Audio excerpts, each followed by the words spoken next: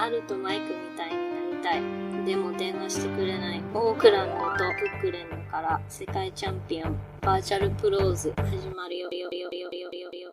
バーチャルプローズ。To my motherfucking man, 50 grand, the alcoholic man, inject a tall can in his bloodstream if he can. Biggie Smalls, the 50 stroker, MC provoker, chocolate tie smoker. Huh? I like to max and Maximas and Acuras. Your girl butt cheeks, I'm smacking. Huh? The raw rapper, spine snapper with the little, cause on my lap. A shot, the ball, I ain't your fucking comforter.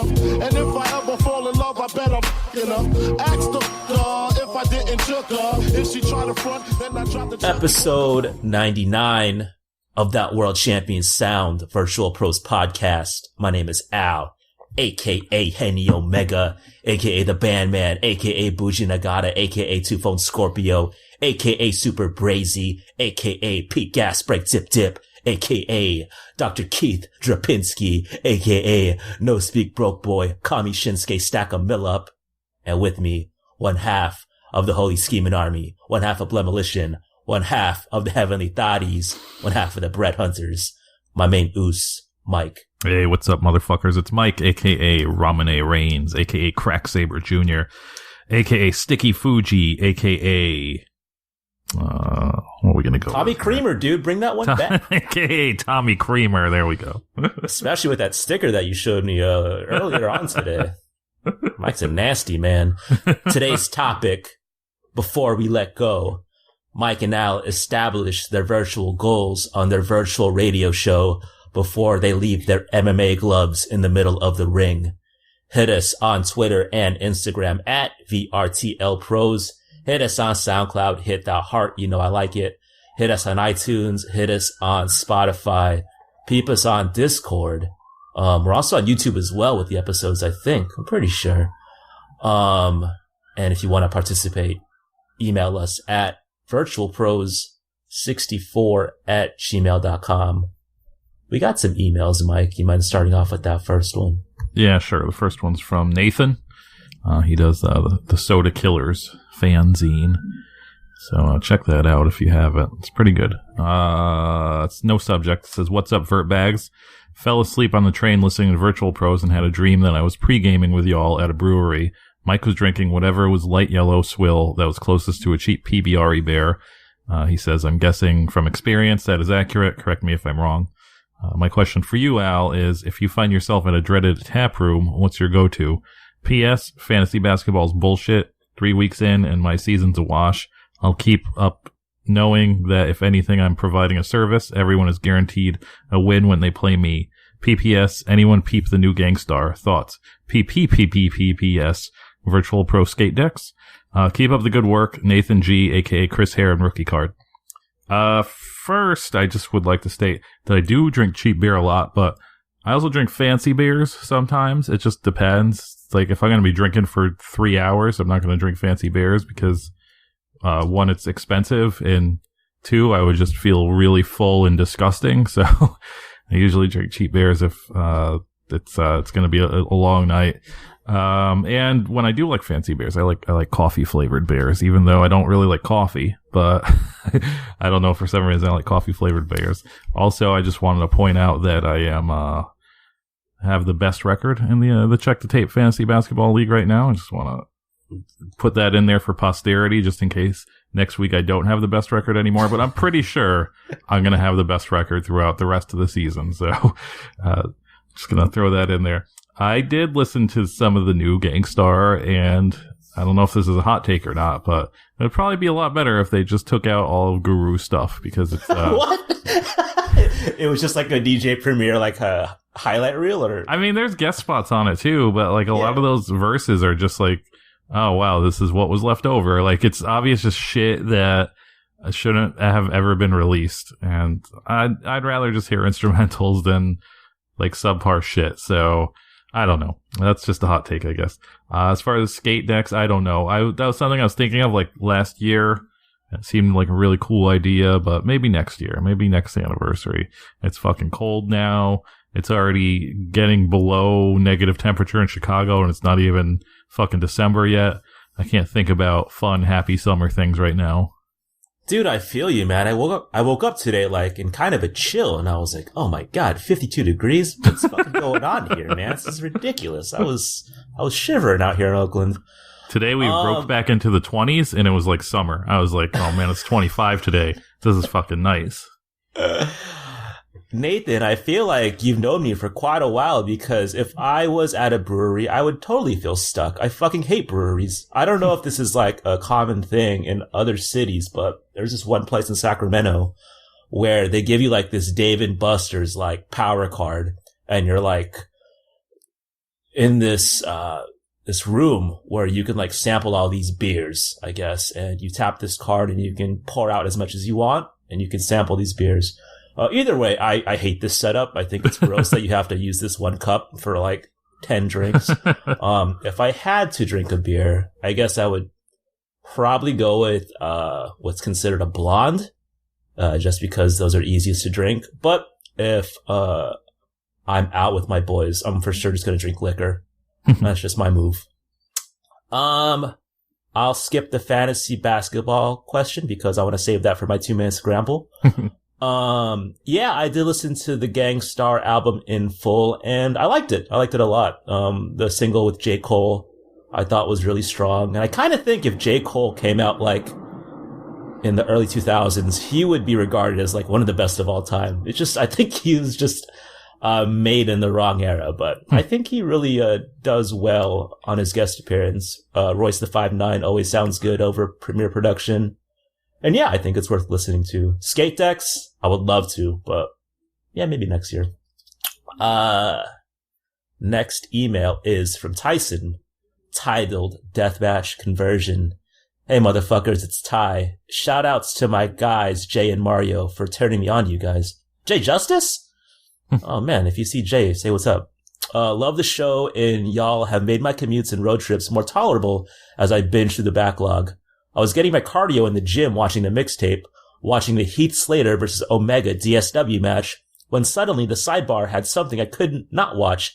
Low Key versus Matt Striker, two guys who I've always seen as being awkward as fuck and could never put my feelings on what was weird about them. Suddenly, while watching the video, it hit me. As someone who has been to a yearly anime convention with friends, I realize these two guys are representative of the awkward weeaboo fanboy from different extremes of the culture.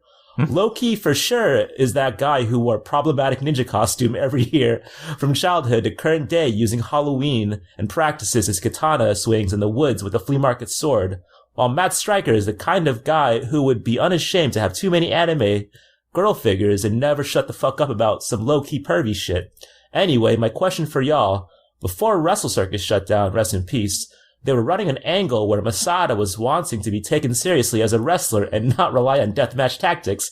He would wrestle a clean match, gradually getting frustrated until snapping and pulling out the skewers before securing a pin. I always thought it was a cool angle and really showed off that some deathmatch guys had more depth than given credit for. If you could take one deathmatch wrestler and put them in a similar angle in WWE, who would you pick? Keep it up. Love the product y'all put out. New fan Ty, aka Tiger Mescal, aka Jin and Jushin Liger, aka Ultimo Dragon, aka Kiku Turns Up. That's funny you bring up Masada wrestling seriously, because Mike and I were witness to watching Masada wrestle Shane Strickland in a serious ass wrestling match for what felt like 39 minutes, and it wasn't good. He ended up breaking out the skewers in that too, though. Yeah, which I guess was pretty sweet, but I mean, it's only sweet because they were like doing like for real wrestling, which is not Masada's strength, admittedly. No offense. If I had to pick one deathmatch wrestler and put them in a similar angle in WWE, I always point this guy out, and I always think it'd be so weird if he showed up, but Asami Kodaka, even though I think that guy could go, I think that'd be a pretty sweet gimmick for him if he were ever to show up on Monday Night Raw. Yeah, it's the same kind of deal. Like the American Deathmatch wrestlers, I can't imagine them. Not just because they're obviously used to doing deathmatch wrestling, but WWE style wrestling is so much different that it's kind of hard to imagine deathmatch wrestlers even doing that. So I would have to go with like a lame answer like Honma, who already doesn't do death matches anymore. But he's like, the one guy besides like Kadaka and Takeda that really. I mean, I don't know. I've never seen. I don't know if I've ever seen those guys in straight matches, but obviously I've seen Honma in straight matches, and he's like the one guy that like really crossed over good, I think. So. Yeah. Everybody else it's just too hard to imagine. Maybe Shadow WX, man. Bring back that FUBU jersey in 2019. I don't know. I'd love to see it. Yeah, it would be pretty funny to see Shadow WX trying to do legitimate matches. This one is from Seagulls. It's very quick. It just says, legitimate side business. Have any wrestlers ever tried to get drugs from you? Love Seagulls, a.k.a. Pillbilly Jim, a.k.a. Joey Percury, a.k.a. Oxy Baker. I see what you did there. First off, this is like a cop question, so I don't know if Seagulls is maybe a cop or something, asking if there's ever been any kind of drug transactions with wrestlers. And secondly, no, I've never done anything like that. I don't even think I've smoked weed with that many wrestlers, maybe like one or two ever. So, it's not I'm not in that world. I'm sorry, Officer Seagulls. It's never happened. Fucking Seagulls, aka DEA goals, dude. What the fuck are you doing, dude? We're not gonna. Even if we did, why would we talk about it on the podcast? What are you doing? Next email. Trying to sort through all these submissions for the art contest that we're throwing. DJ. Titled, What is a Death Match? That thing happened the other day and some people on the internet are saying it was a death match. I'm not too sure about it being a death match unless you're diabetic and eating a glass that was stomped in the dust. What makes a match a death match versus a hardcore match? Barbed wire? Glass? The juggalo ratio in the crowd? I'm not sure, and that's why I'm asking the world champion Sound. DJ Strong Style, a.k.a. Youth of Mike Tenay, a.k.a. Dropkick Buddy Murphy, a.k.a. Less Than Jake the Snake, a.k.a. King Kong Bundy and the Kids Table. I got all four of those, or three. Not the last one. Maybe Mike could explain it to me later. This is a good question. If we're going to set the definition of a death match versus a hardcore match, yeah, I think the number one thing would be sharp objects. I think that's probably the first starting point in defining what makes a death match a death match. Sharp objects. I can't think of any hardcore matches that do have sharp objects. Yeah, I'm kind of on the same wavelength. First off, King Kong Bundy and the Kids Table, that's a reference to Big D and the Kids Table, which is a band. Okay. Yeah, I don't know. I thought about this, and it's a really good question, because first off, deathmatch is just a name you could throw on anything. Yeah. So, I bet, and, because when I was little, I remember hearing, like, there was a thing called, like, the Texas Death Match, and I'm sure that was just guys in jeans, probably, like, wrestling and punching each other, but the only difference between that and a normal wrestling match was they were wearing jeans. But yeah, now, I would say it has to have some kind of blood going on, basically. Some kind of puncturing of the skin, on purpose, and, some kind of carving, some shit like that. It can't just be hitting each other with chairs and weapons and stuff. I think that's what makes it a hardcore match, is when you're just hitting people with weapons, and there's no, blood or gore going on. I was also going to say, I feel like hardcore matches are exclusively for WWE, right? I haven't heard that phrase used anywhere else. Yeah, not really. Not anymore. They have it cornered, I think. Sidebar. I always thought that when they said a match was a Taipei death match, like that was supposed to be some violent thing. But the time I went to Taipei, I just drank boba all day and ate like egg puffs. So like it never really held up for me in my mind. It just means you have to fight a really good Little League baseball team. Next email is... Hey, I got the next one, fucker. It's from Andrew. Oh, you're super right. Yeah, it's Andrew. Girl throwing up from meeting Tanahashi. I just wanted to read that title, honestly. Hey, Alan, Mike. Andrew here. I've been meaning to email in for a while, but was either too high or too lazy to do it.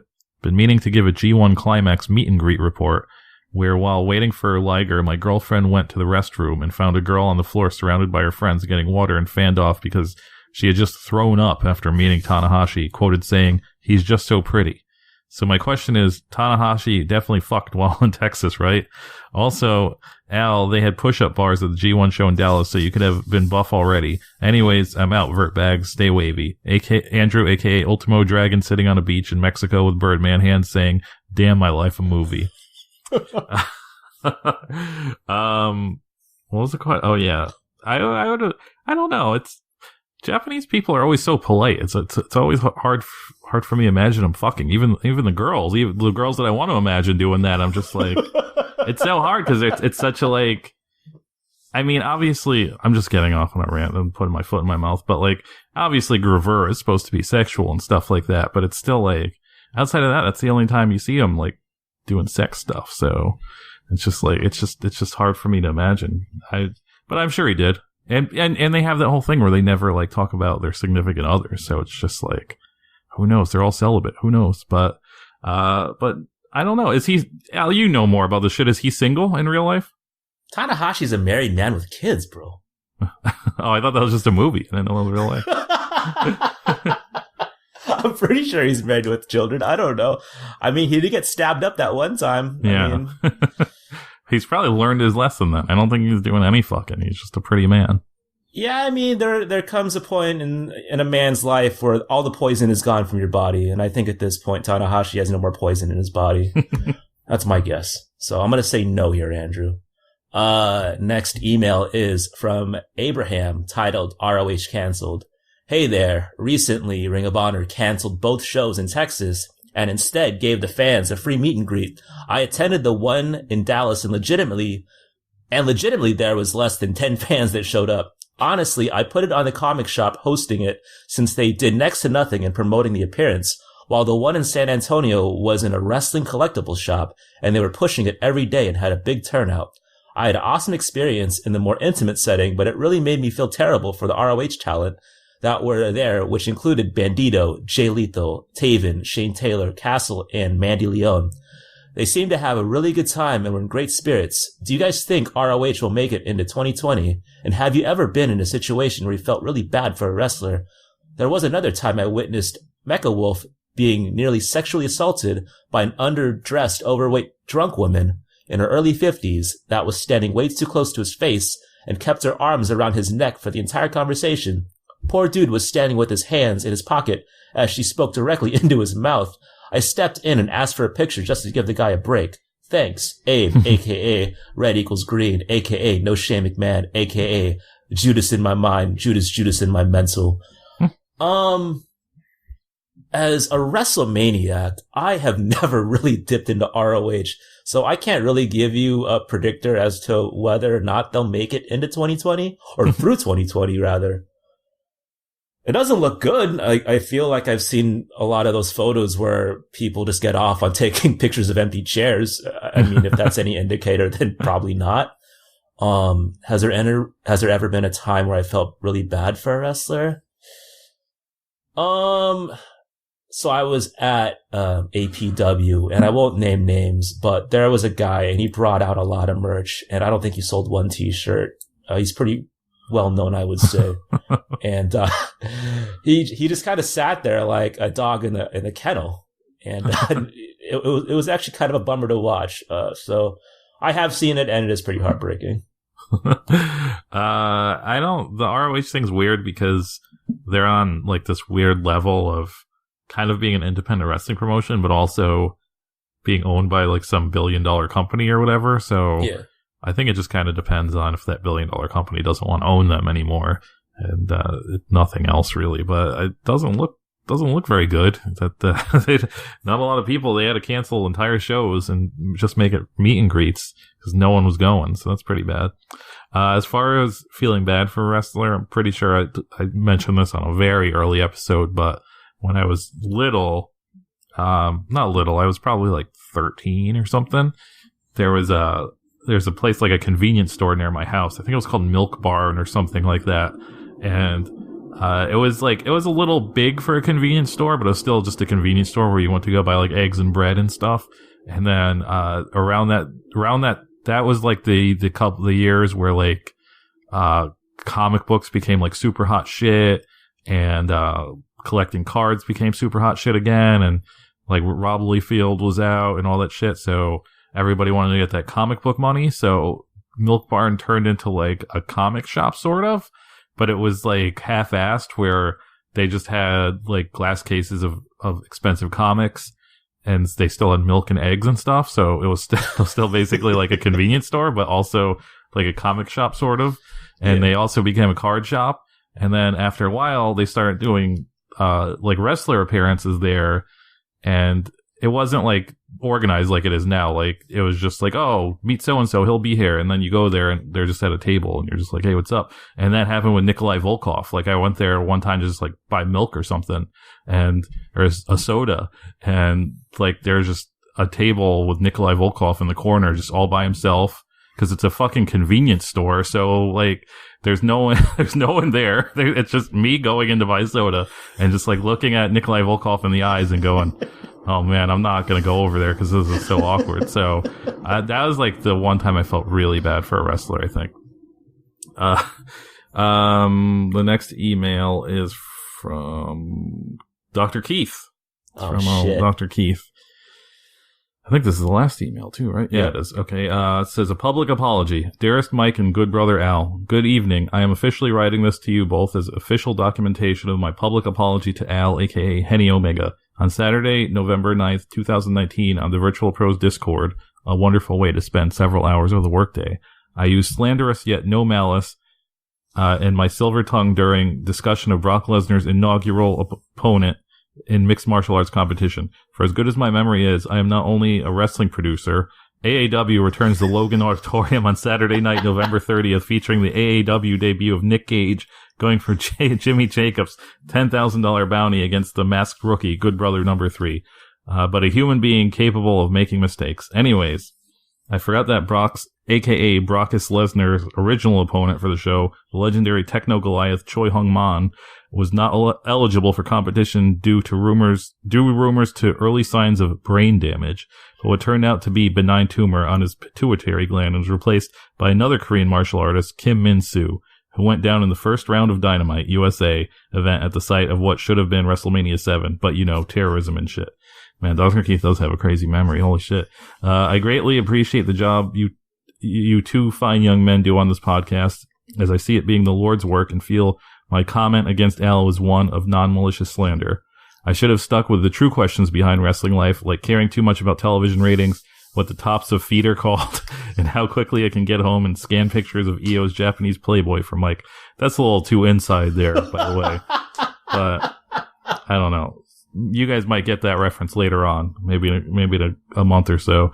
Again, many apologies, and if Al would brave the Chicago tundra, I would be so happy to put him in the balcony with Mike so we can recreate some of my favorite Muppet Show moments as you both argue who is Statler and who is Waldorf to my Sam the Eagle. Yours in wrestling, Dr. Keith Lipinski, aka Dr. Keith Drapinski, executive producer and head of talented relations, AAW Pro.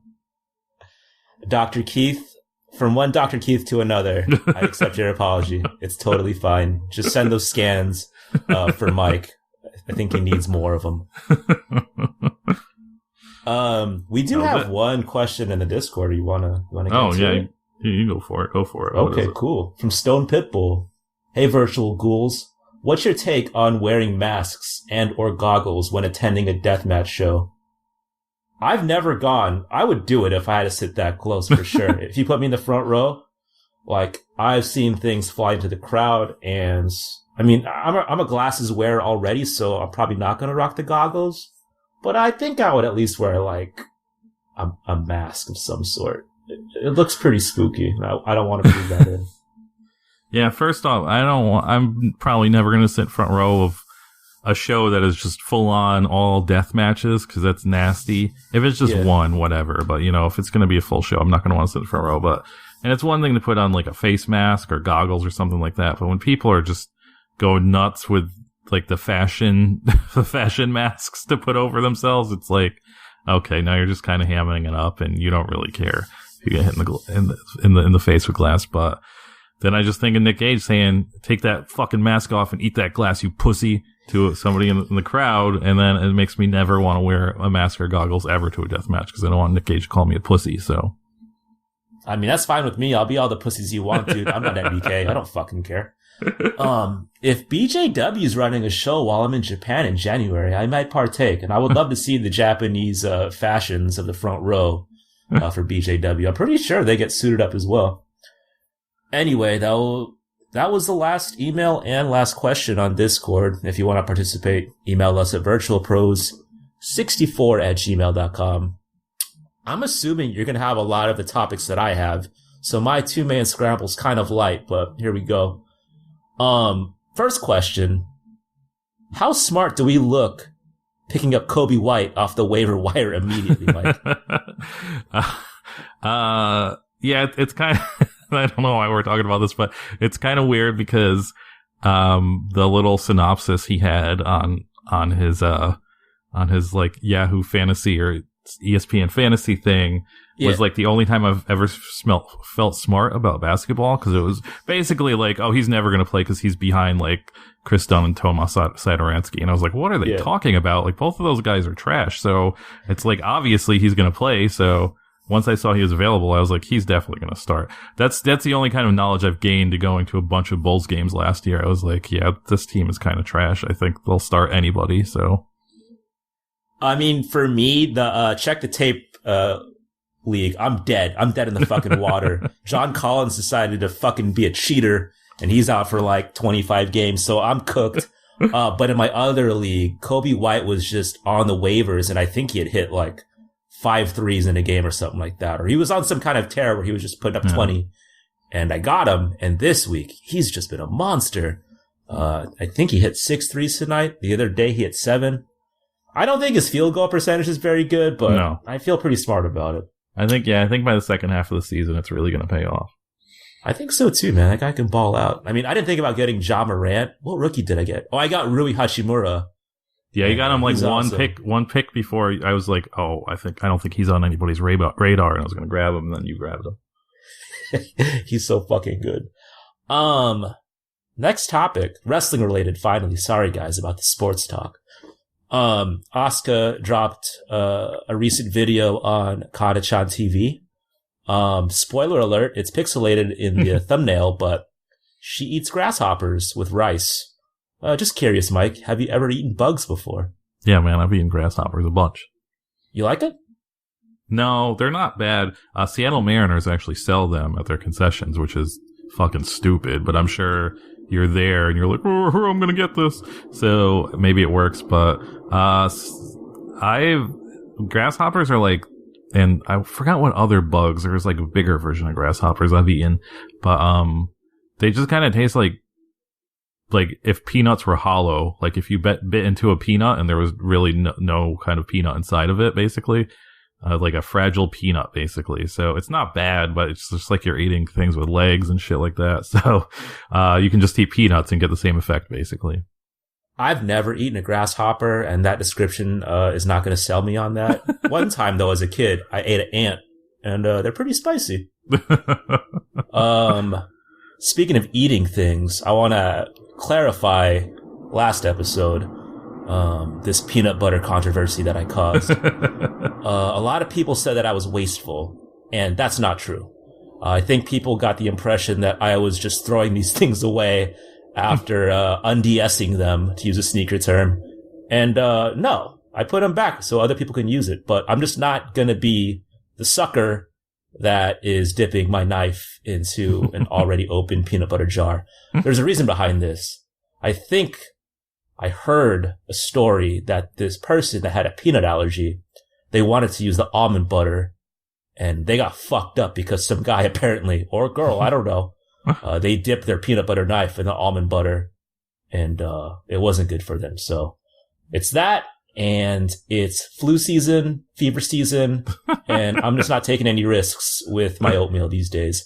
Oh, and I think someone also asked about my oatmeal recipe, so here you go. I mean, is this a foreign concept to you, Mike? Putting a little spoonful of peanut butter in oatmeal? I eat oatmeal like maybe once a year. I don't like oatmeal. Okay. I love oatmeal, dude. So what I'll do is I'll put a little bit of peanut butter, a lot of honey, and if I have it on hand, some blueberries or raspberries, and it's like having like a hot deconstructed granola bar, dude. It's really tasty.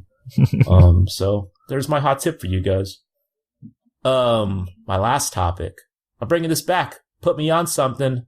I'm not sure if you watched this episode, but if you haven't, I highly recommend watching this week's episode of NXT for 2 reasons.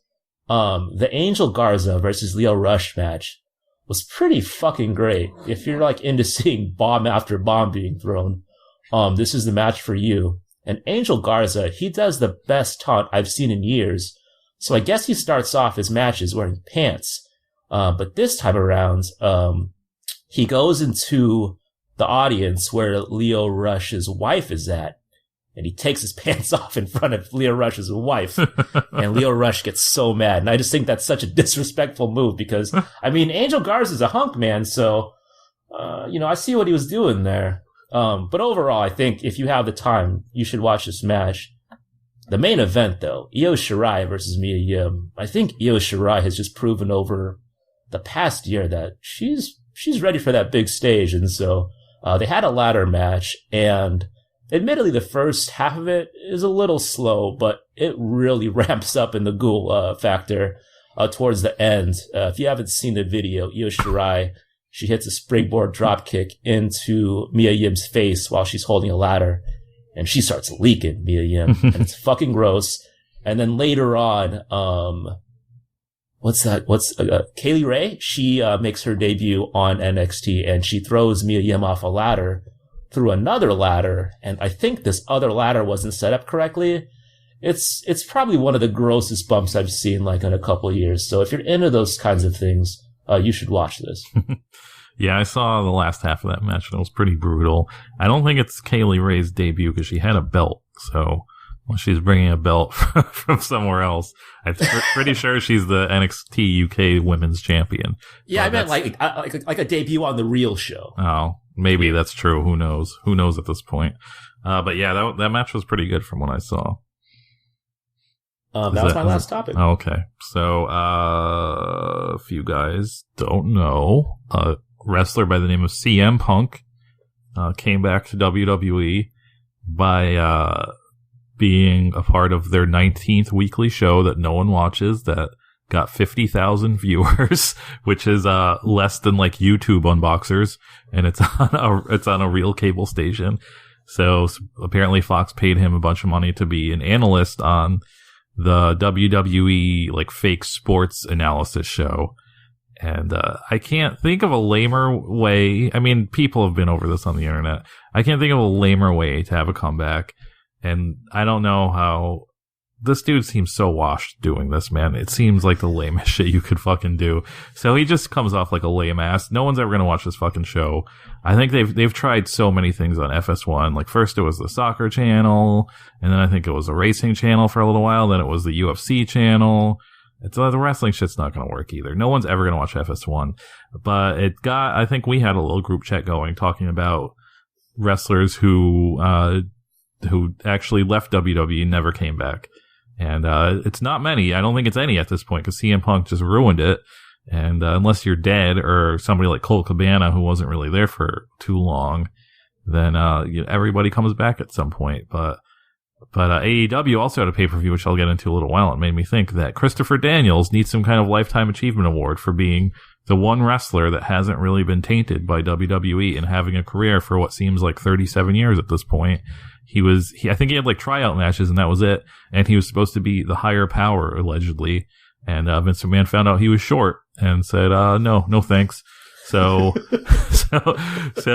yeah, Chris Daniel, he really needs to be recognized as like the one true to independent dude on earth. Cause I just wanted to give him a little shout out and respect. Him and Buff Bagwell, dude, they stand atop the mountain of not being tainted after showing up on Raw. Wait, did Chris Daniels ever show up on Raw? I don't know. I don't think so. I think he had like tryout match. Maybe he was on Heat or something like that, but I don't think he was ever on Raw. But yeah, speaking of which, there was an AEW pay-per-view. I guess their first pay-per-view since starting their television show. And did you watch this, Al? I did watch it. Okay. I stayed home to watch it. I opted to not go to the New Japan San Jose show to watch it. I don't know why, but I did. So Al plunked down $50 American to watch this pay-per-view. Probably legally, I would assume, because that's, 1,000%, dude. That's all we do here. All money's legal here at Vrtl Pros. I went to the bar with listener Brady and my girlfriend and watched it. I was at this place called the Beer Temple. And, it was something. It's kind of a long thing to watch at a bar, but, I thought it was pretty good, but of course, the only thing I really want to talk about is the main event, which was Kenny Omega versus Jon Moxley in a death match. And I'll say I was very surprised by how violent it was, or how simulated violent it was, because a lot of it was fake. And I was very excited. I think I've cooled off. I don't know if it's still up there, but it's close to being my match of the year, just because I think it was, it's crazy because it's like Kenny Omega, and he's like, I'm going to still do the 40-minute epic New Japan match, but I'm also going to make it a death match. And it's just such a weird concept to me to even try that. So I give him a lot of credit for doing that. And it came off to me like a 1990s, like IWA Japan style death match, basically. Even at one point, I said, when they were looking under the ring, I was like, oh man, I hope he pulls out a piranha tank. Cause I was like, that's an actual, I thought that was a realistic idea. Like at this point, cause they're doing the barbed wire spider nets, all the glass. I think they didn't do thumbtacks though, but they did like a mousetrap board. And I was like, there's gotta be a piranha tank somewhere under there.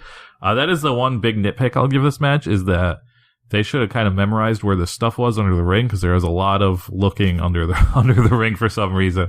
Like they didn't know where shit was, and it was kind of weird. But no, I thought the match was really good.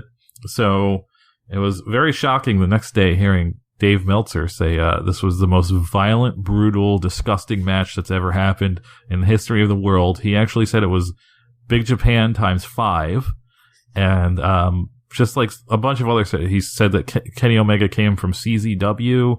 I said it on Twitter, but it was the closest Dave Meltzer's ever been to just sounding like some meatball with a Raw recap podcast on like Podbean or something like that.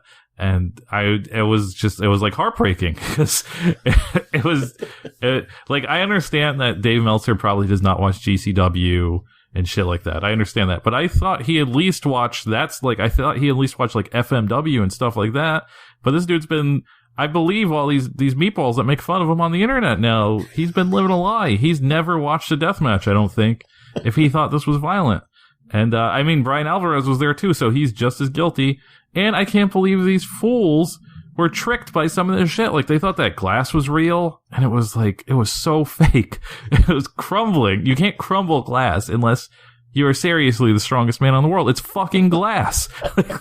Like, that's what it is. It's compressed. Like, I don't know. Whatever. It was wild to hear these two dudes sound like fucking idiots. And, like I said, it was very heartbreaking. But no, I thought the match was good. How did you feel about this match, Al? I don't think you liked it as much as I did. I mean, you went 37 sirens, man. I saved the sirens for like very special occasions, maybe 2 at most. You went 37, so yeah. I didn't like it as much as you did. I did think it went way too long, and maybe it was because they were just searching for these weapons. But yeah, I was pretty shocked at the reactions from wrestling fans stating that it was too violent. Like, I thought the spot where Omega did the barbed wire broom, I got a huge laugh out of that. I thought that was really creative. I think that was the only time they had like actual sharp like points on something too, was the broom and the bat. But yeah, I thought the broom was pretty good. I thought that was hilarious. But other than that, like, I mean, I blooded into this life pretty early with high spots giving me King of the Death match when I was a young teen. So everything besides that, I just kind of shrugged my shoulders. And King of the Death match, which no way possible I believe Dave Meltzer has ever watched now, and that is just unfucking believable. Unbelievable. It's weird because I feel like there was like a time at work where there was like nothing going on. Maybe something was down, and like I was just like trying to read his reviews for like big FMW shows like 5596. And it sounded like he watched that, and I'm like, dude, there was an actual spider barbed wire net with glass on top and Cactus Jack, and Wing Kanemaru got really fucked up, so maybe like he just forgot about all this happening. Ghost Riders. So I mean, I don't know, but yeah, it was shocking to hear him think that it was the most violent match he's ever seen. It was pretty crazy. But overall, I thought it was good, but 38 minutes good? I don't know. I don't think I ever want to see a death match again that long, but I thought it was cool for what it was. That it was so long, and it was like him trying to do like an epic New Japan match, but with weapons. So I don't want to see it again, but I thought it was very good. I will say that I kind of wish that Jon Moxley, I mean, if he ever drops the gem, that he suggested to gimmick the electric carving knife for this match. That would have really put it over the top, I think. But I thought that was there was a part where I forget where when they pulled out the spider net. I thought he had to be going for the weed whacker or whatever, because I was like, that's his thing. Like, that's what the gif is. Yeah. And it was just the spider net. I think that would have made Dave Meltzer fucking puke if that happened, though. So it's good. He didn't do that. But no, my last topic is, Al alluded to it earlier. Right now, we're having a cover art contest for episode 100. Please enter. It's the expiration date, the due date is Monday the 25th, because we're recording early because it's Thanksgiving week, and we would like to have episode 100 out for you and your commutes. So Monday the 25th, let's say 5 p.m. Eastern time. That's your deadline. Just make us a cover art for episode 100 and email it to us, virtualpros64@gmail.com. And you could win our next shirt that's going to come out. And that's it. You win a shirt. I'm going to say now, though, we got a few entries, and I reserve the right to not actually use the cover art. Like, we'll definitely pick a winner, but I'm not gonna say we're definitely gonna use the cover art, but I'll definitely pick a winner. So yeah, please do this. I don't think it takes, you don't have to be like a professional fucking cover art podcast maker to make a goddamn cover art for a podcast. You can just whip some shit up, and if it's funny, we're probably gonna like it. So don't be discouraged. virtualpro64@gmail.com. Oh, and it has to be a square.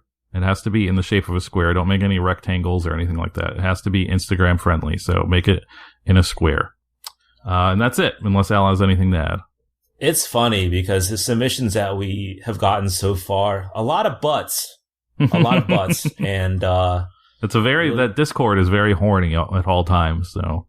Well, that's your fault this morning for asking for. I'm not the one. Dude. I'm just in there. I observe it. I'm like the watcher. I'm just observing it. Today's topic, before we let go, Mike and Al establish their virtual goals on their virtual radio show before they leave their MMA gloves in the middle of the ring. Please stay tuned.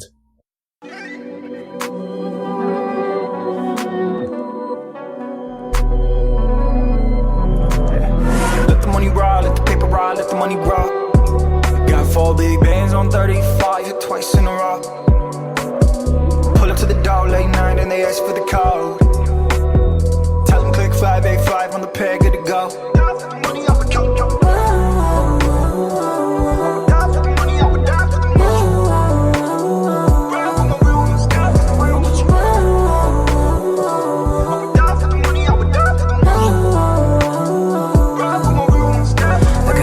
By 4 wheels gripping till I go ghost.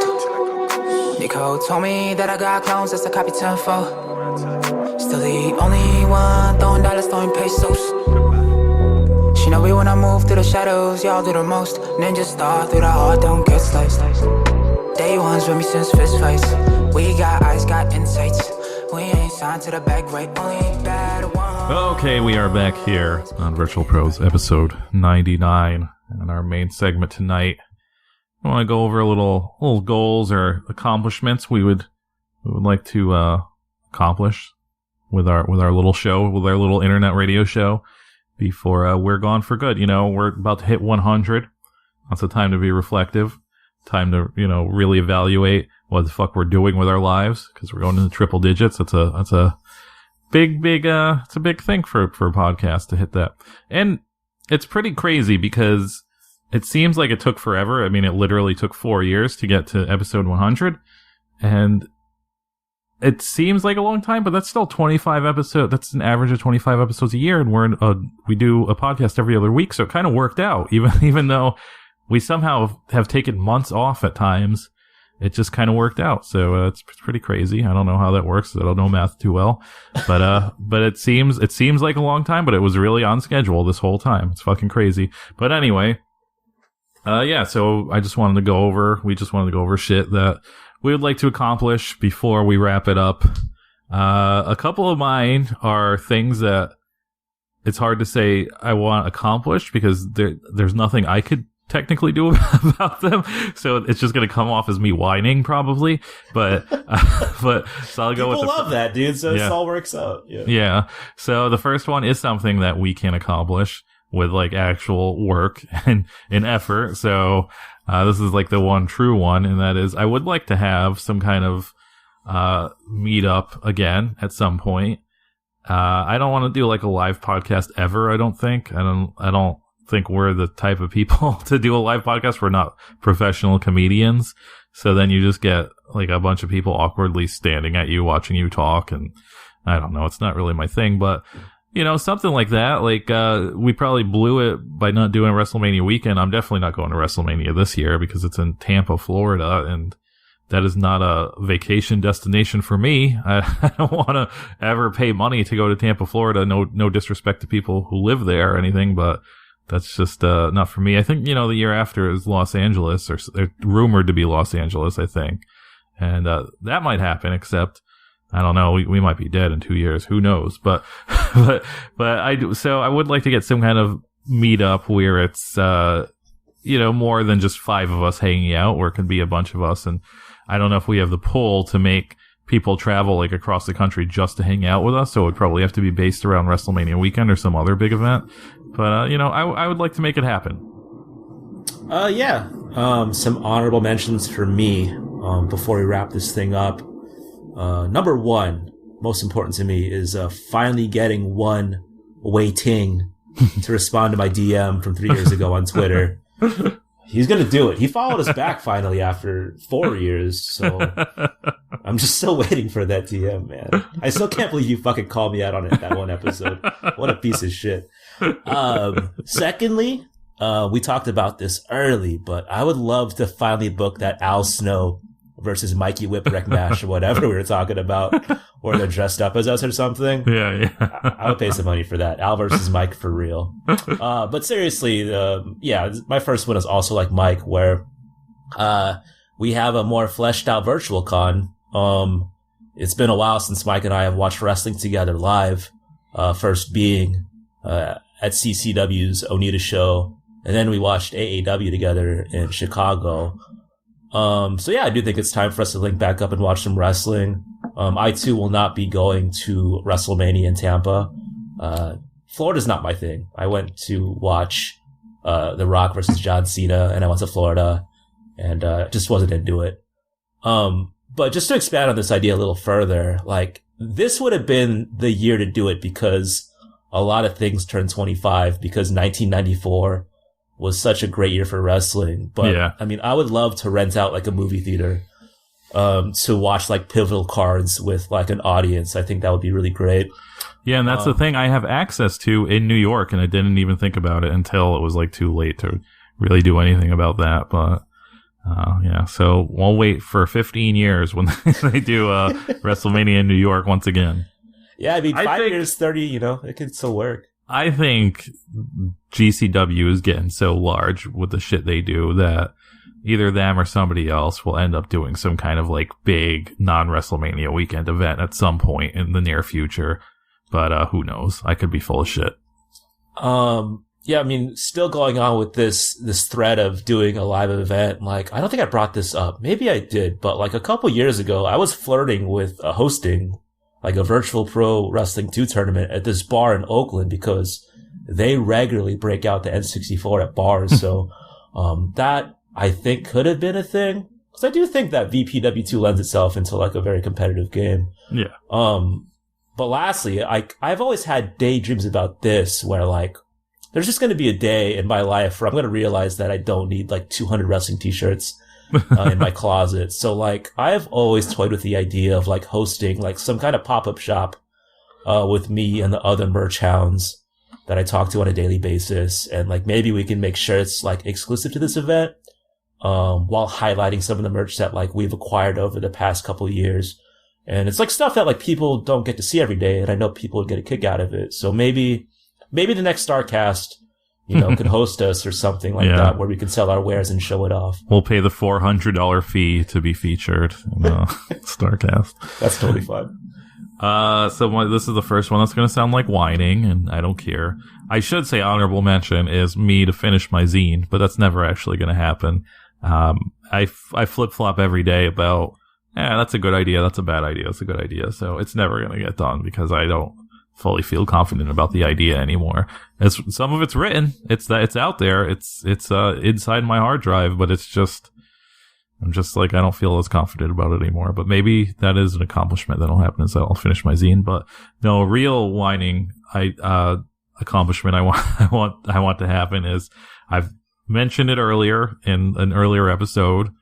I want something to be named after us. I don't really care what it is. I want it to be like a food or a strain of weed or something like that. Something where we can put our stamp on it, and they can be like, that's the Vrtl Pros burger, or that's that Vrtl Pros Kush. Like, I want something like that. I don't need money. I don't need fame. I just want something named after Vrtl Pros that isn't us naming something.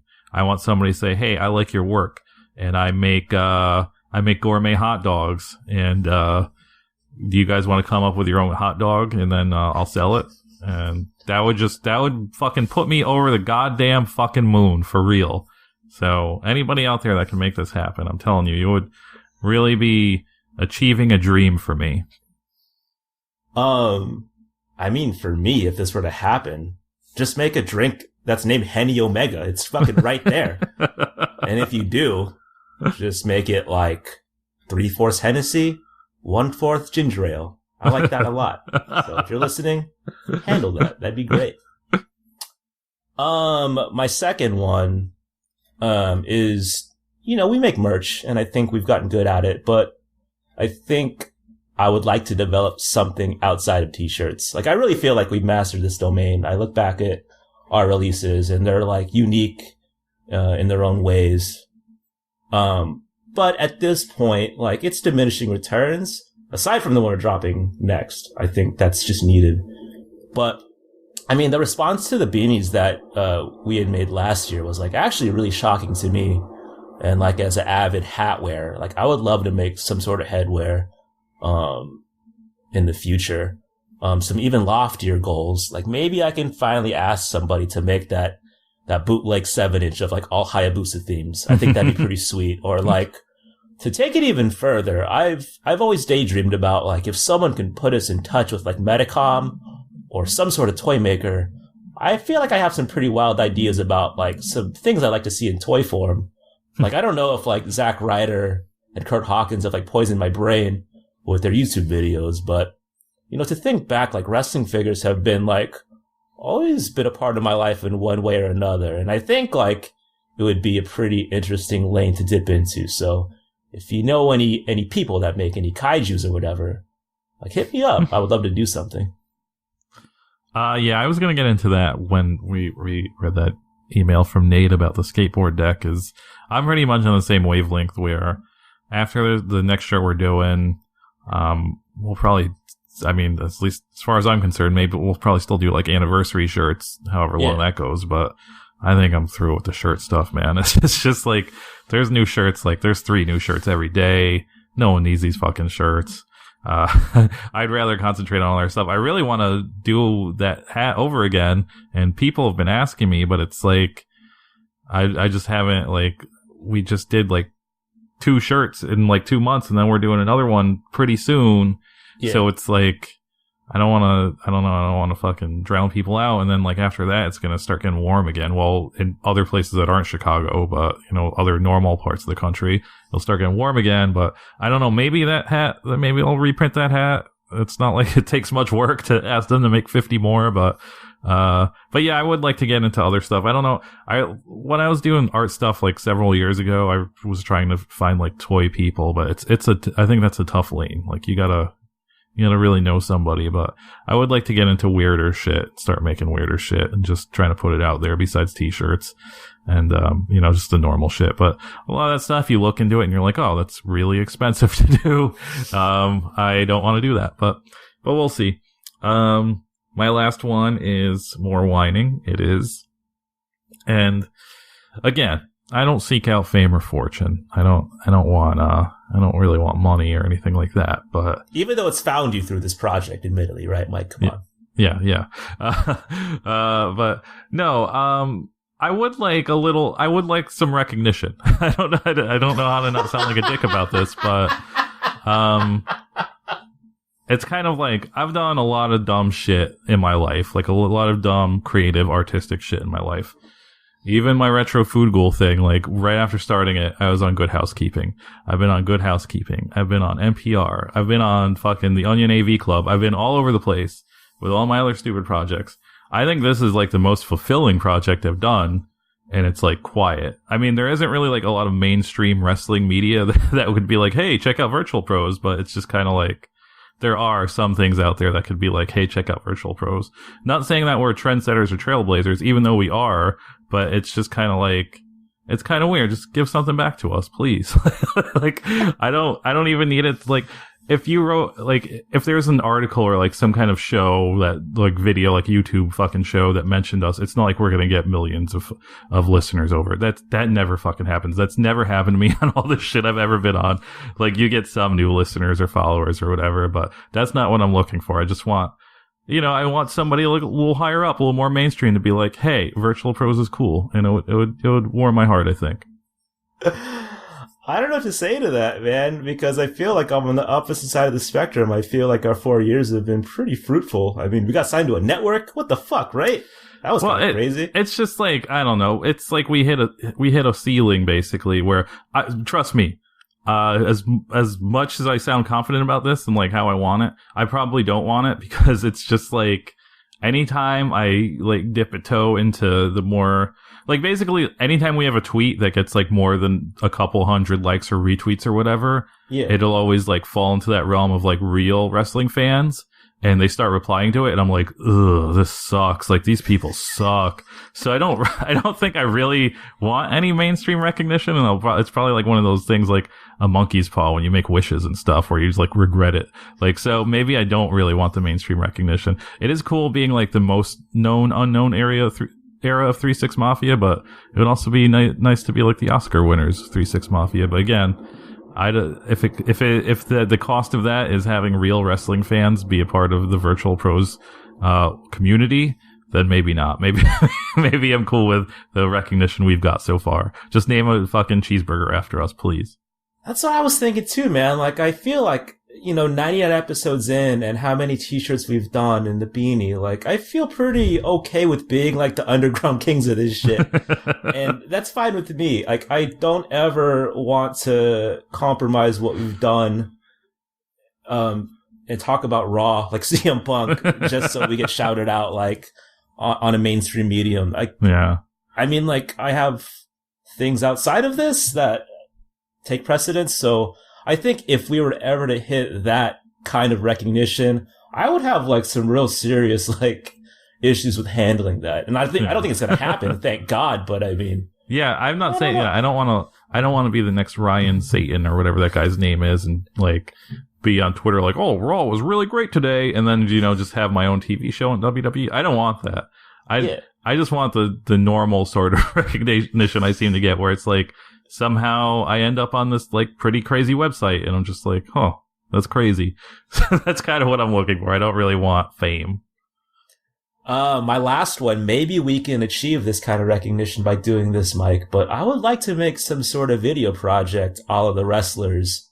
Of course, Mike and I don't have the same budget as Vice or anything, but like, we're both avid YouTube fanatics, and I do think it would be fun to record like some sort of short with Mike regarding wrestling, whether it be us talking about like our favorite wrestling possessions. Like, there's this thing that GQ does on their YouTube channel where they ask like celebrities like there's 7 or 8 like essential travel items, and I always watch them. They're kind of dumb, but it's just interesting to like get into the mind of Kevin Love and what he brings on the road. And so maybe that could work. Or maybe just going like even full no reservation style, where like we explore a city under the guise of watching wrestling events. I think that'd be pretty sweet as well. But I mean, at this point, people know what we look like, and so I don't really like I'm not really concerned about that. I just think it'd be kind of cool just for like maybe 1 10-minute clip where we do something wrestling related. Yeah, I'd be into that. That's like the one medium I've never really... I'm too scared of YouTube. Like, I love it so much, but it's just like... I even, like, when I started doing the retro Fugal videos, people were like, you should put these on YouTube. And I put like 2 on YouTube, and I was like, I don't know. I don't know how I feel about this. So yeah, it's the one thing, my friend Enzo, who does a YouTube channel called Son of a Pizza Man, he was like, oh, we should do a video together. And I always think about it, and it's just like I never follow up. So I would like to do it, and then it would get like 7 views, and I would be very sad and probably be very fragile after that. But it would be cool to put together for sure. It's kind of like when I see people post selfies and it doesn't break like the 11 like barrier on IG, and you can see everyone's name, and I'm like, man, I feel for that person. I can kind of see your anxieties with it, but I kind of get it. But I do think it'd be cool if we talked about our wrestling t-shirts and your Super Dolphin clock on video. Maybe one day. Next up is the world famous mixtape with Rebecca Knox, aka Becky Lynch, Eddie Guerrero, R.I.P., Hip Hop Men, and Ken Broadway. Please stay tuned. You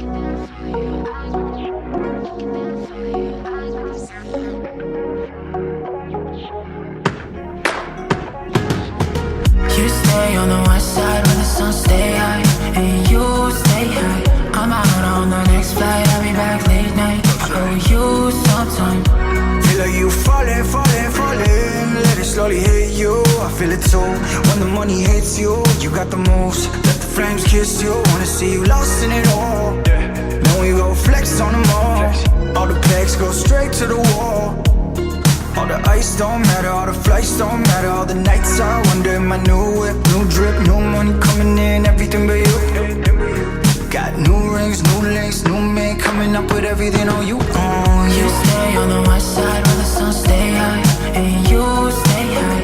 I'm out on the next flight, I'll be back late night. I owe you some time. You stay on the west side where the sun stay high, and you stay high. I'm out on the next flight. And we're back with Virtual Pros, episode 99. This is the world famous mixtape. You can find it on YouTube by typing in Virtual Pros Mixtape. It should populate immediately after typing that in. If you have any suggestions for what we should watch, it could be anything wrestling related. Hit us at virtualpros64@gmail.com. The first match of the night, Matt Travis versus Ken Broadway, House of Glories, Temperature Rising, July 2018. So for those that didn't hear the unfortunate news, Matt Travis, he tragically passed away last weekend. And, I thought I'd commemorate his work by watching one of his matches on the mixtape. I don't think I've ever disliked any wrestler that was like a tried and true New Yorker. See the Brooklyn Brawler, Zack Ryder, love that guy. And Matt Travis, obviously. And, just by following that guy on Instagram and like talking to him every now and again, he seemed like a pretty good guy. So rest in peace, Matt Travis. Mike, I have a question for you though. What venue is this? And have you been here before? This is the Really HO. I'm liking this disco ball above the ring. It seems like a pretty easy place to drink. This is the HOG Arena. This is where Stardom was on WrestleMania weekend. Why does it look so much like better lit than the Stardom show? That is my first note. That is my first note where I'm like, I know I've seen this venue on video before, but I think this is the first time I've seen it after the Stardom show. So it's kind of just like, I'm just like, holy shit, this is crazy how much better it looks here than fucking Stardom. Yeah, I don't know, man. I don't know if Stardom got sabotaged or what, but this looks way less depressing than Stardom did. Yeah, it looks so drab, and I was like, man, this looks like a really eerie scene, but House of Glory here, this venue looks pretty great. So early on in the match, Matt Travis, he throws Ken Broadway off a ramp directly onto the hardwood floor, which was like really, really fucked up. And then later on, Ken Broadway, he hits a suicide dive outside of the ring, and he lands super hard again on the hardwood floor, which makes me think that Ken Broadway, he might be a Vrtl, and he really wants in on the Sabu Award, I think. So, I mean, this was in 2018, but if I saw this in 2018, I definitely would have mentioned you because this looked pretty nuts. Towards the end of the match, There's a German suplex exchange. It's pretty brutal. And then it's capped off by Matt Travis hitting several Rolling Thunder kicks for the win. There's a cage match, I think, that Ken Broadway and Matt Travis had in HOG. That's much more of a spectacle, but I thought this was a pretty solid match. I suggest that you watch it. What'd you think? Yeah, as we just said, this venue looks a lot better than when I saw it on Stardom. This is well lit. It doesn't look as depressing. I mean, it's still the same shit inside, so I know deep down this is depressing, but they made it look less depressing, so that's cool. I believe, yeah, HOG is the company that's supposed to rumored that Master P now owns, so, that's right. You gotta watch this match while you can, because who knows, Master P might put it behind a paywall soon. You never know. There's a part where Ken Broadway thigh slaps a headbutt, and I don't think he got the right slap sound that he was looking for, because it sounds like, a slap. And I had to rewind it because I was like, that is jarring. That is a jarring sound to make if you headbutt somebody. Because I don't know if you guys remember, but I've only recently found out that they make that noise with thigh slaps. So it's still kind of real to me when I hear that. So I know a lot of people are just such smart aleck wrestling fans now. They hear it and they think thigh slap. I don't think that. I think, man, he just made that noise with his head. That's weird. How did that happen? So I rewound it and I was like, oh, it's a thigh slap. But it's weird. Right after that, one of the commentators says, I think it was this. It might have been a different move, but he says, he ate that like a bacon, egg, and cheese. And it made me really miss living in New York. And it made me sad because, I mean, all throughout the Northeast, everywhere I've lived, bacon, egg, and cheese is like pretty normal food that you get from the corner store or the deli. That is not a thing in Chicago, man. Bacon, egg, and cheese culture is not out here. I don't even know where the fuck to get a bacon, egg, and cheese here. And it's sad. Like, it's sad to think about. So I really miss bacon, egg, and cheese. I miss, like, going outside my apartment and walking across the street and getting a bacon, egg, and cheese. Like, no big deal. And here I'd have to fucking probably find a restaurant or something. It sucks. So that made me really sad. As Al mentioned, Matt Travis does some Rolling Thunder kicks at the end. And, I guess he misses one.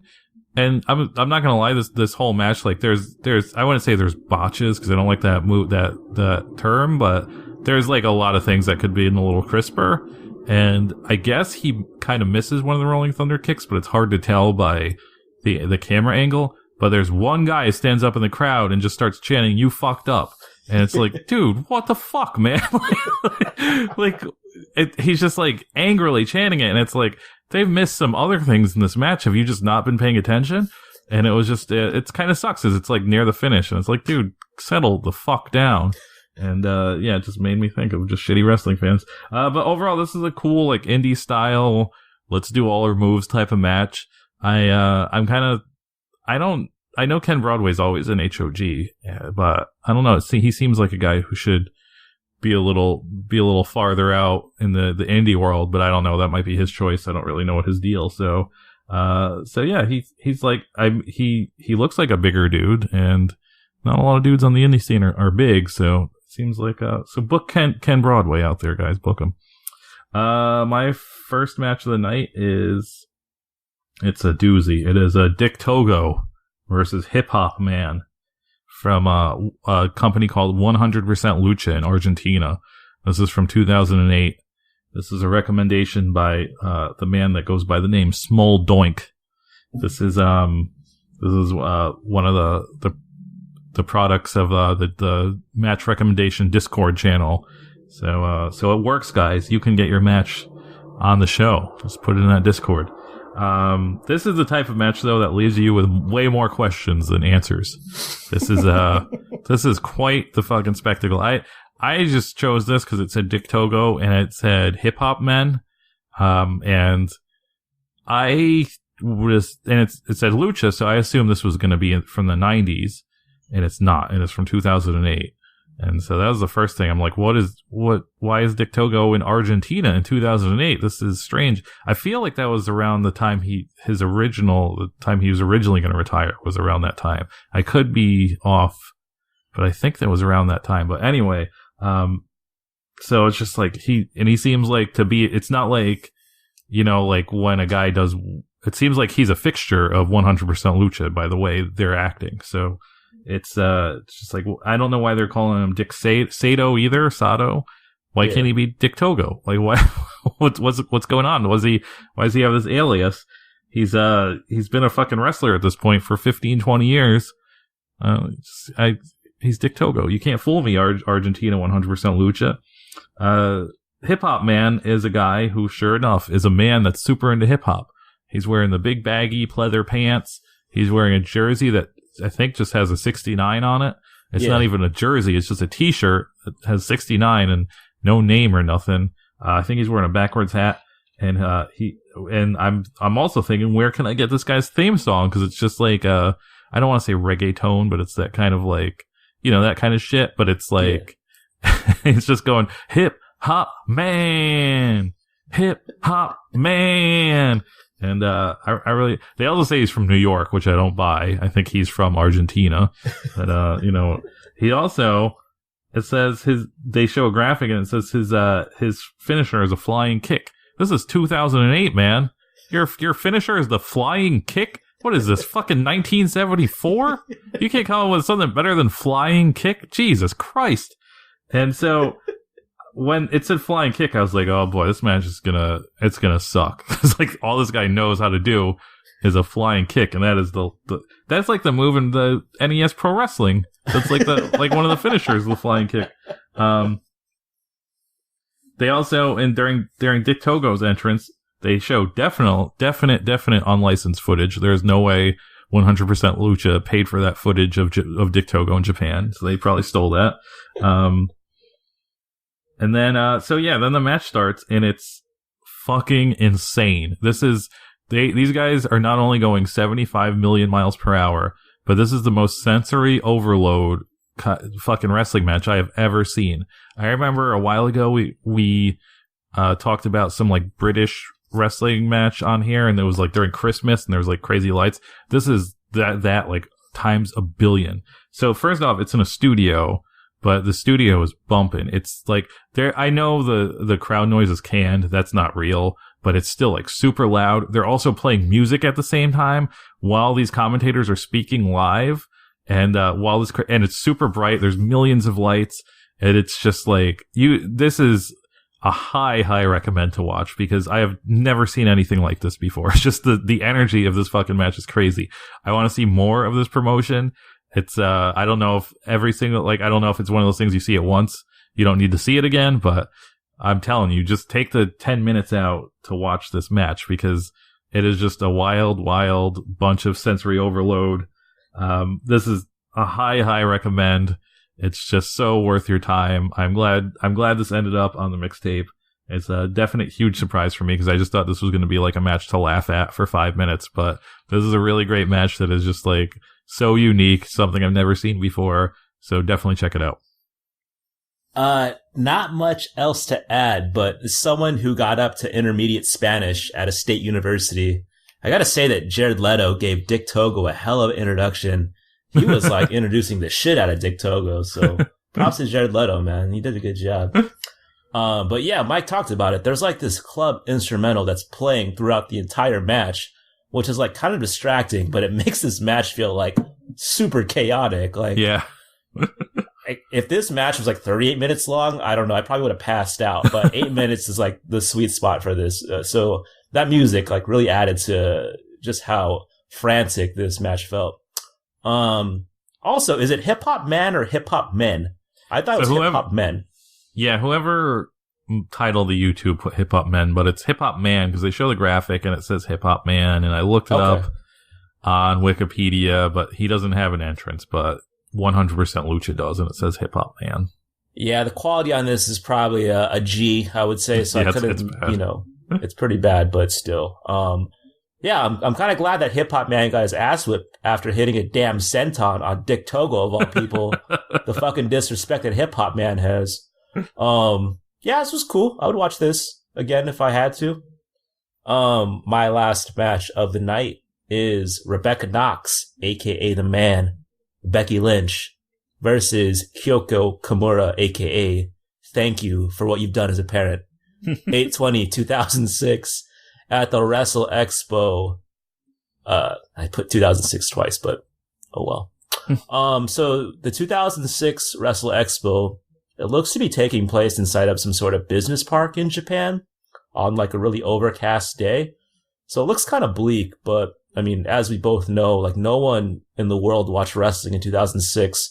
So I'm very curious, like, what the context was surrounding this event, and namely, like, why would you host a wrestling event inside of a business park?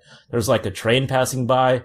I guess it looks cool, but I certainly wouldn't like have wrestling here. It just seemed really like weird and mismatched. This clip leads off with Kyoko Kimura giving Rebecca Knox a pretty thorough cherry red for about 2 minutes. If you don't get that reference, listen to the world famous Uncle to Uncle to understand that. Later on in the match, Kyoko gives Knox a for real, I don't think there's any leg slapping here, maybe a possible 4 out of 10 Brian Alvarez freakout headbutt, which already makes this like one of the most thorough ass beatings we've seen on the Virtual Pros mixtape. Rebecca Knox, she then responds with a pretty interesting set of moves that I've never seen Becky Lynch hit. Like, she hits like a really clean head scissors. There's an iconoclasm, which was kind of weird to see Becky Lynch do, but you get to see it here. For 5 minutes though, I think this is like a pretty good curiosity watch. I did get the vibe that like Kyoko Kimura, she might have had it out for the old ass kicker because that finishing submission looked pretty snug. So overall, for 5 minutes, I thought the entertainment value was pretty high. What'd you think? Yeah, I noted that I thought this was a cool looking venue. That train goes by 3 separate times, and this match is 5 minutes long, so I think it's just that Street Fighter shit, man. The Japanese venues, these outside venues always look like Street Fighter stages, and they set it up. They're like, let's just have that train go by periodically every 35 seconds, because no train runs on a schedule like that. Maybe they do out there, but it just they seems for like sure do. They for sure do. I think there was a story where some Japanese train company, they apologized for a train being like a minute late or some shit. Like formally. Yeah. Like I think someone might have killed themselves. Yeah, man, this train goes by often. So last episode, Seagulls wrote in and asked if we had any wrestling Mandela effects. And I think I've been having one because last, like a couple days ago, I saw a picture of Becky Lynch and she was squinting, and she's also squinting throughout this whole match. So I think Becky Lynch has just been squinting this entire time that I've known her as a wrestler, and I've just never noticed before. And that's crazy. I've been having a Mandela effect where I thought Becky Lynch was a non-squinter, but apparently she just squints all the time. So when we started this podcast is around when I started giving lady wrestling a chance as more than just masturbation fuel, and it was also when Kyoko Kimura was wrapping her career up, and I did catch like the tail end of her career, and I was a big fan of hers because she loves weed. She loves weed in that comical Japanese way where she's like, I gotta have weed leaves on my trunks and stuff like that. And she does have it here, so I've always had a soft spot for Kyoko Kimura, outside of making a very beautiful daughter. So, very beautiful of-age daughter, I should say, for those people who, might not know who her daughter is. Yeah, pervert alert, extended spanking scene in this match. It's not really sexual, though. It's like a real stupid, like, wrestling spanking. So don't pull your pants down too far because I don't think it's going to get you all hot and bothered. But speaking of that spanking scene, Becky Lynch, like I looked it up. She's like 19 here. So I think she's probably first starting out. She's a young girl. Her outfit is broke. She has like the brokest outfit. It's just like a sports bra and like a costume skirt almost.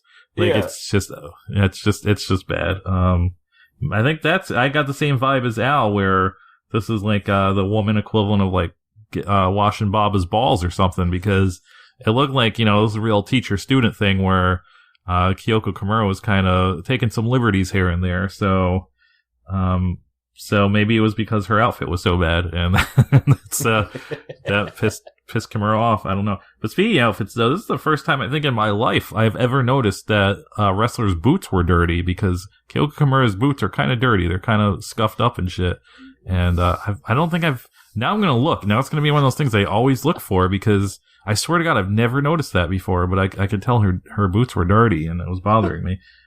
This is also the first time I think in my life I have ever actually heard, like I've ever actually caught and heard an announcer or commentator saying Joshi Puro Risu, but saying it correctly, but I just never catch it when they say it. So I was like, oh, they said it.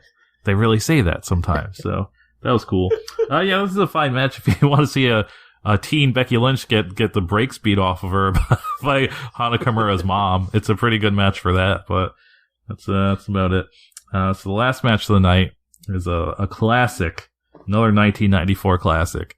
And we have gone 98 episodes without doing this match. And I was like, that is crazy that we've never done this match on the mixtape. So I had to do it before number 100.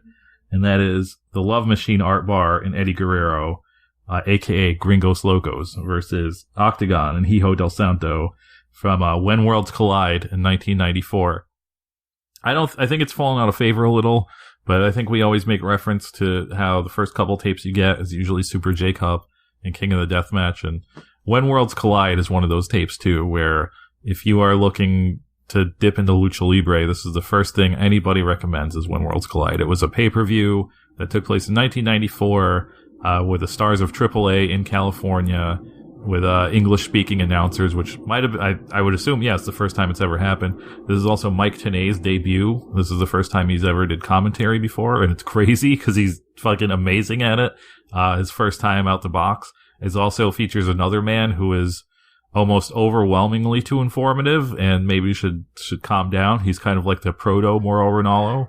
He doesn't make the terrible rap references, but it's just like, this guy is like, he'll tell you what they had for breakfast that day, and it's just kind of like, you could settle down, man. It's not that crazy.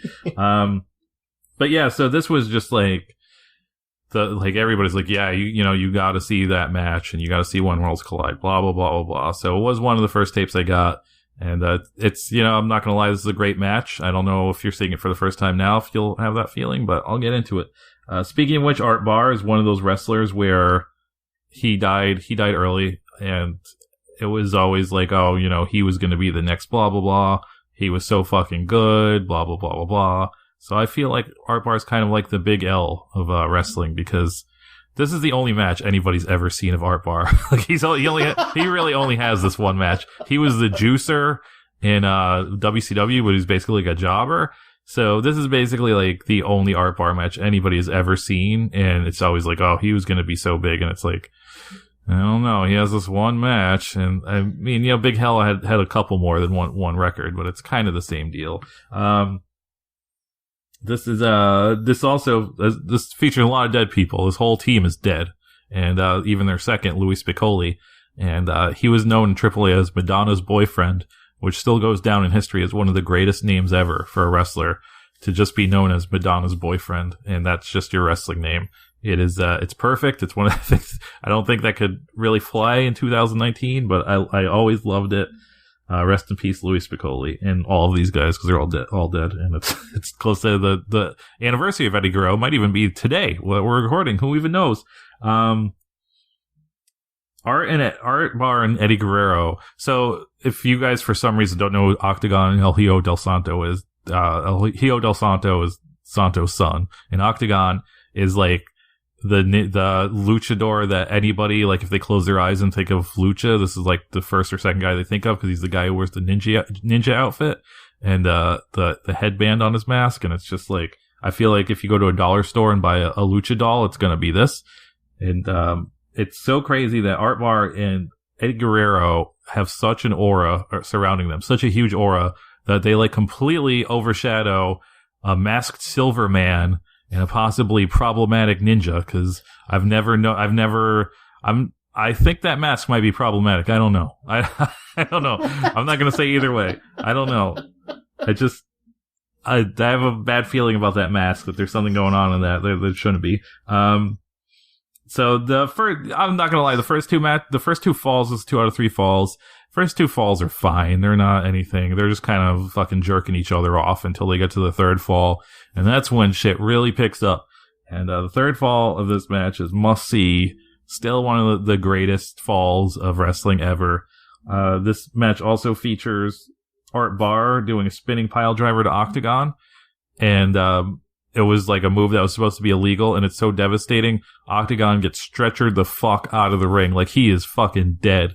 And I really miss that about wrestling, where somebody can have like an actual devastating move, because it just doesn't exist anymore. Because everybody, now I'm just going to sound like an old fart, but I mean, it is true that everybody just does finishers all the time, which is fucking cool. It's definitely way better than old-timey grandpa wrestling, but you do miss those little things, like somebody actually having a devastating move. Outside of the Judas effect, of course. That is the only devastating move left in wrestling. But outside of that, there's none of them exist. You can't do a spinning pile driver and stretcher somebody out anymore, because it doesn't work. Speaking of which, this, like, if you haven't seen this, you really have to see it to appreciate this stretcher job, because it's multiple segments. Like, they stretch him out, and then, you know, they go back to wrestling, and they cut backstage, and they're like, you know, they're carting him off and shit like that. It's like a whole thing. It's not like they just stretchered him to the back and he got up and got some coffee. Like, it takes a long time.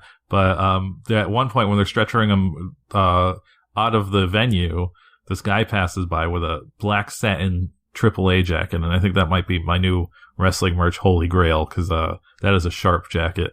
I like that jacket a lot. Also, spoiler alert, if you guys didn't know, the Art Barr and Eddie Guerrero lose this match, so they get their hair cut. That's right. El Hijo del Santo and Octagon kept their masks. I know that's crazy to believe, but and at the time, both Art Barr and Eddie Guerrero had huge flowing mullets. And this is a great haircut scene. A lot of times on YouTube, a lot of times even on non-YouTube, you see these wrestling matches and they fuck up the haircut scene, they cut it out, or something happens. But this is a great lengthy haircut scene. These guys are crying, they're cutting each other's hair. And let's be honest with each other, both of these guys look 1,000 times better with short hair. So it's kind of bittersweet, because you want, when you see somebody get their haircut, you want them to be ugly and disgusting afterwards, but they just look like handsome men after they get their haircuts. But this is a great match. I think it still holds up. It's a must see if you have never seen it. It's like Wrestling 101. But yeah, it's fucking great. What did you think, Al? Before I start, I'm trying to think of like people who got like whacker after they got their haircut, and I can't think of anybody. Kurt Angle like looks way cooler with a bald head. Yeah. Who else? I don't know. I'll think about this later. But anyway. If by any chance we ever get to do a live show for Virtual Pros at StarCast or something, we gotta wear these jackets, Mike. Like, that's a must. Like, that'll be a part of our, request if we ever do a live show for them. That'd be my dream fit. But yeah, I totally forgot that Louis Spicolli went by Madonna's boyfriend. Like, what a sick name. I went and made a joke on Twitter like a couple weeks ago regarding Brandon Cutler and how he should go by El Hijo de Just Incredible. But whoever goes by El Hijo de Madonna's boyfriend, you're about to make a ton of money, dude. Also, the Madonna's boyfriend driver, that just sounds way better than the Spigoli driver. No offense. I think that move would be way more popular, to me at least. So Eddie, during this match, he tries for a Frankensteiner on El Hijo de Santo while he's perched up in the Doomsday position. It doesn't work out because, frankly, that's an impossible move to pull off. Prove me wrong, Burt Bags. Like, I don't think you could ever do a Frankensteiner from a Doomsday device. That's ridiculous. virtualpros64@gmail.com. Also, this is a pretty common theme, but Art Barr and Eddie Guerrero, they do this swimming taunt, and that's fucking crazy to think about in 2019. They're like just waving their arms like they're backstroking, and you know what that means. And I was offended, you know, so much so that I see that Corona is a sponsor of this, When Worlds Collide event. So after recording, I'm going to go to Twitter and at them about this. This is ridiculous. Overall, I was shocked, dude. I forgot that happened. When I saw Art Barr swimming, dude, I thought that was fucking crazy. I think like someone asked, like, if you could have Twitter during a time, during wrestling, when would it be? It would have to be for when this happened.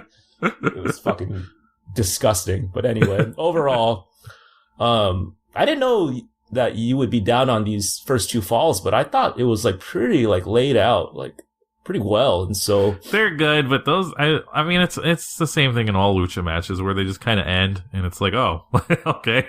I don't know. Falls in lucha are always just like kind of, they don't really do it for me. I mean, it was predictable, but like for them to have like Octagon, like, you know, he's obviously like the second to El Hijo del Santo. And so for him to like have to fight through the second fall, I thought it was pretty well done. But overall, like Eddie Guerrero is so crisp, and Art Barr, he's like such a little shit. And it's like great. Like the environment's great. And the crowd's going crazy. This is going to sound whatever, but like Octagon, I know he came first, but like he always kind of looked like a fake Great Sasuke to me. Yeah. But he's not. Problematic mask. Am I right, guys? Problematic, right? But I don't know. He has a cool look, I guess. But the actual haircutting in this match is kind of a letdown to me because like there's no clippers involved. So I kind of think like Eddie and Art got off light. But overall, this is like required viewing. If you haven't seen it already, you should watch this shit. Anyway, that was episode 99 of That World Champion Sound. Hit us on Twitter, Instagram, VRTL Pros, SoundCloud, iTunes, Spotify, Discord, all those things. If you have any thoughts, suggestions, hit us at virtualpros64@gmail.com. We're like regular ass podcasters now, Mike, because we're recording an episode in 3 days, 4 days. No, we're recording in another week, man. We're not recording in 4 days unless you want to. Oh shit, I thought Thanksgiving was next week. Thank God, dude. Dude, my mind's so scattered. Anyway, that was Virtual Pros episode 99. Mike, do you have any last words? Yes, please tune in for 100 if you're one of those people that wait several weeks to listen to a podcast. Listen to it as soon as it comes out. You won't regret it, I'm telling you. It's going to be pretty hot. It's going to be pretty hot. See you in 2 weeks. Thank God. I thought we would record Monday. Bye.